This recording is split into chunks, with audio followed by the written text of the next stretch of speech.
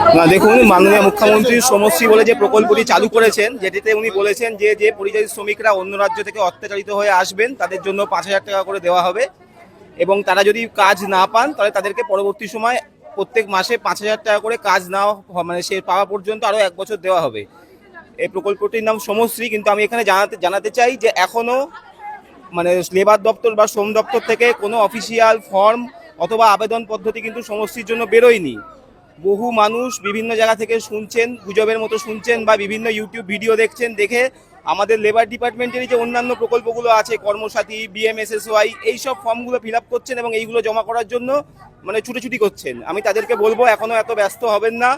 শ্রমশ্রী অর্থাৎ 5,000 টাকার যে ফর্ম আছে ওইটা এখনও অফিসিয়ালি বেরোয়নি। ওটা যখন অফিসিয়ালি বেরোনো হবে তখন সবাইকে জানানো হবে।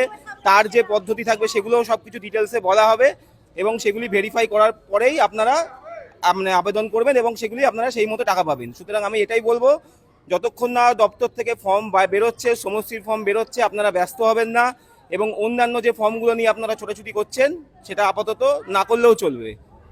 মানে এখন বিভ্রান্ত মানুষ জানা। হ্যাঁ, বিভ্রান্ত হবেন না এবং এদিক ওদিক থেকে গুজব শুনবেন না। আমি যেমন বিভিন্ন জায়গায় গুজব শুনতে পাচ্ছি, আজকে এটা লাস্ট ডেট, কালকে ওটা লাস্ট ডেট, এরকম কোনো কিছু নোটিফিকেশন সরকার এখনো বার করেনি। সরকার আগে নোটিফিকেশন বার করুক, তা সরকার তখন জানাবে যে কিভাবে ফর্ম ফিল আপ করতে হবে, কি কি ডকুমেন্ট লাগবে, কতদিন অবধি করা যাবে, সবকিছুই তখন জানানো হবে।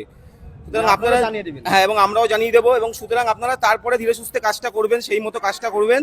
এখনই অযথা হুটোপাটি করবেন না এবং কোনো রকম গুজবে কান দিয়ে কোথাও বিভ্রান্ত হবেন না। আপনার নাম? আমার নাম অপ্রতিম ঘোষাল, আমি লেবার ইন্সপেক্টর IMW ভগবানগোলা 1।